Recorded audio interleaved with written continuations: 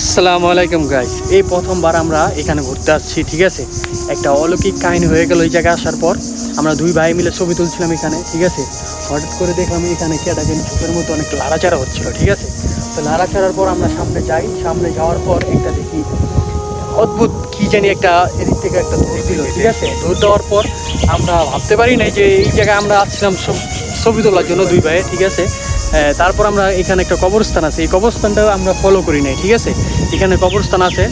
তারপরে এখানে এক মুরব্বী রাস্তা দিয়ে হেঁটে হেঁটে যাচ্ছিলো, তো মুরব্বীকে জিজ্ঞাসা করলাম। মুরব্বী বলতেছে যে বাবা এই জায়গাটা অনেক ভালো না, এই জায়গাতে যত দ্রুত পারা তত চলে যাবে, তুমি তুলো না। মুরব্বী আমাদেরকে বলে গেল রাত্রেবেলা নাকি এই জায়গাতে বাচ্চাদের কান্নার আওয়াজ শোনা যায়।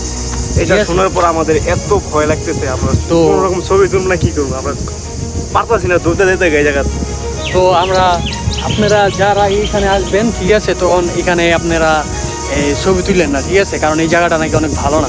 আর এই জায়গাটার মধ্যে আপনার কবরস্থান আছে, ওই যে ওই সাইডে আপনার কবরস্থান আছে। ঠিক আছে, এই কবরস্থানেতে নাকি আল্লাহ ভালো জানে, আমরা ঠিক বলতে পারবো না, কিন্তু এখানে আপনাদের আসা নিষেধ। কিন্তু আমরা বুঝতে পারিনি। আমরা মুরব্বীর কথাটা শুনে আমার কাছে অনেক ভয় লাগছে। রাত্রে নাকি এই জায়গায় বাচ্চাদের কান্নার আওয়াজ শোনা যায়।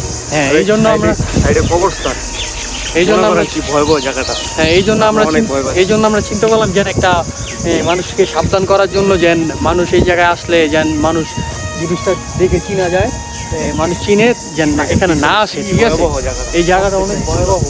আর ওই জায়গায় আপনার অলৌকিক একটা ঘটনা ঘটে গেল আমাদের সামনে এসে। মুরব্বী এটাও বলছে যে এই জায়গার ভিতরে যেন কয়েকজন মানুষ ফাঁসি দিয়ে মারা গেছে, কয়েকজনকে আগুন দিয়ে পুড়িয়ে ফেলছে। অনেক জায়গা কাছে আগুন লাগানো। তো আপনারা অনেক ভয় করতে হবে। তো আপনারা এইখানে আসলে এখানে ভুলেও আসছেন না, এখানে জায়গাটা অনেক ভালো না। তো এখন আমরা চলে যাবো দুই ভাই।